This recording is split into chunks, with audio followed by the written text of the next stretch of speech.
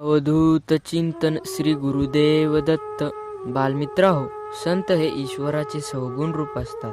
त्यामुळे ईश्वराचे सर्व गुण त्यामध्ये आढळतात. या गोष्टींवर श्रद्धा असलेल्या भक्तांनी याची प्रचिती अनेक वेळा ऐकलेली असते, परंतु काही लोकांचा यावर विश्वास नसतो. अशा वेळी संत प्रतिदिन घडणाऱ्या घटनांमधून यांची जाणीव करून देतात आणि ईश्वरप्रती त्यांची श्रद्धा वाढवतात.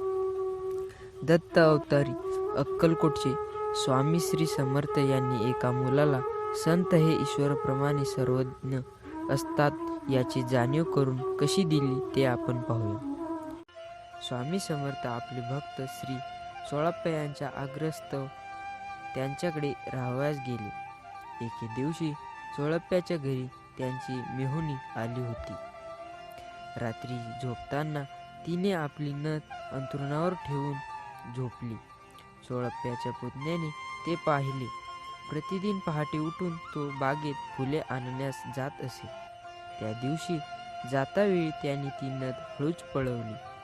बाई सकाळी उठून पाहते तो नथ नाही. ती घाबरून आणि सर्वत्र शोधू लागली, पण नथ काही सापडली नाही. मोठ्या प्रयत्नाने तिच्या नवऱ्याने ती नथ करून दिली होती.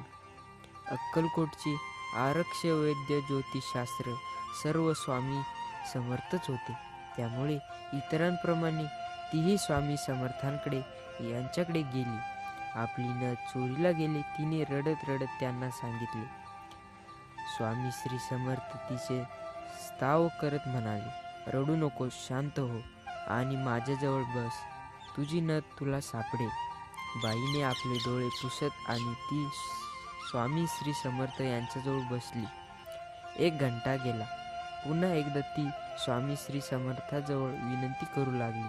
तेव्हा ते म्हणाले, थांब जरा, तुझी नथ तुला मिळेल, घाबरू नकोस. थोड्या वेळाने चोरी करणारा मुलगा फुले देवळात ठेवून घरात आला. स्वामी श्री समर्थ त्याला पाहून म्हणाले, अरे, ती रडत आहे, तिची नथ तिला देऊन टाक. हे ऐकून तो मुलगा जरा चपापला, पण लगेचच स्वतःला सावरून कुठली नथ, मला काही ठाऊक नाही म्हणू लागला. त्यावर स्वामी श्री समर्थ एकदम संतापले. मोठ्या आवाजात ते म्हणाले, सकाळी अंथरुणाखालची नेलेली नथ तिला परत देऊन टाक. स्वामी श्री समर्थ रागावले. पाहून त्या मुलाने नथ चुपचाप काढून दिली. बालमित्रांनो, संत सर्वगुण असल्याचे तुम्हाला या गोष्टीतून कळालेच असेल. संतांपासून काही लपून राहत नाही.